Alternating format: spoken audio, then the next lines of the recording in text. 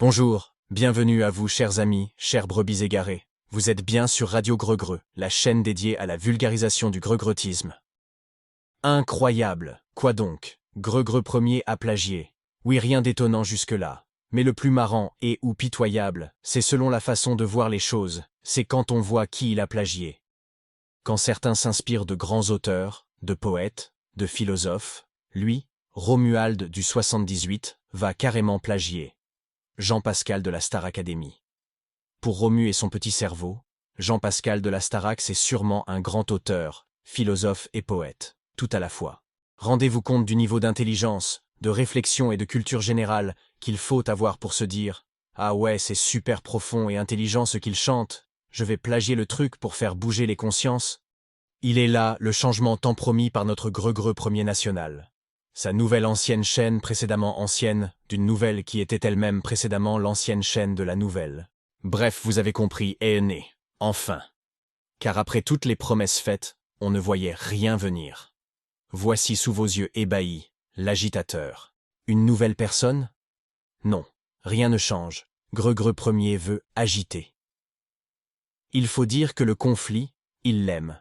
Le drama, il adore. Et quand c'est trop calme, il essaie de provoquer tel l'enfant désespéré, qu'il devait être à la recherche d'une réaction d'un de ses parents.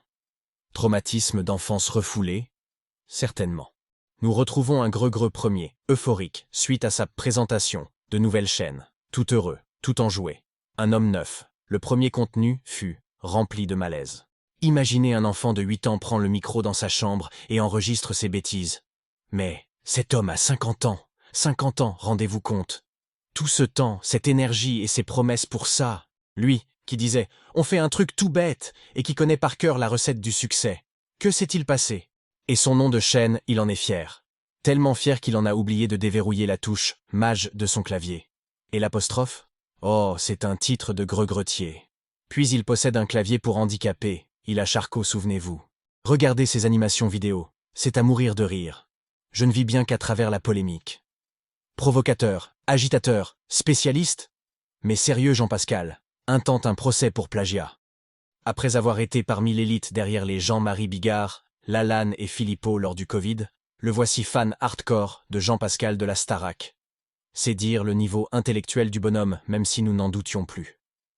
Bref, on espère que le contenu qu'il va plagier nous donnera fort à faire, même si après tant de teasing on est un tantinet déçu.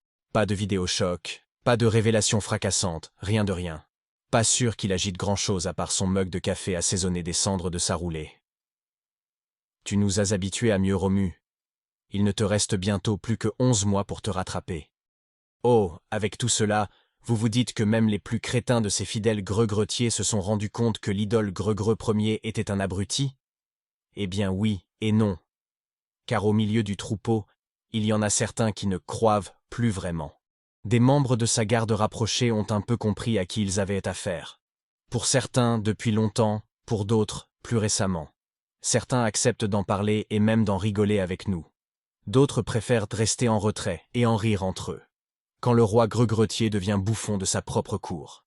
On vous garde une surprise. Pour vous. Et aussi pour l'agitateur. C'était Radio Greux-Greux qui vous dit à bientôt.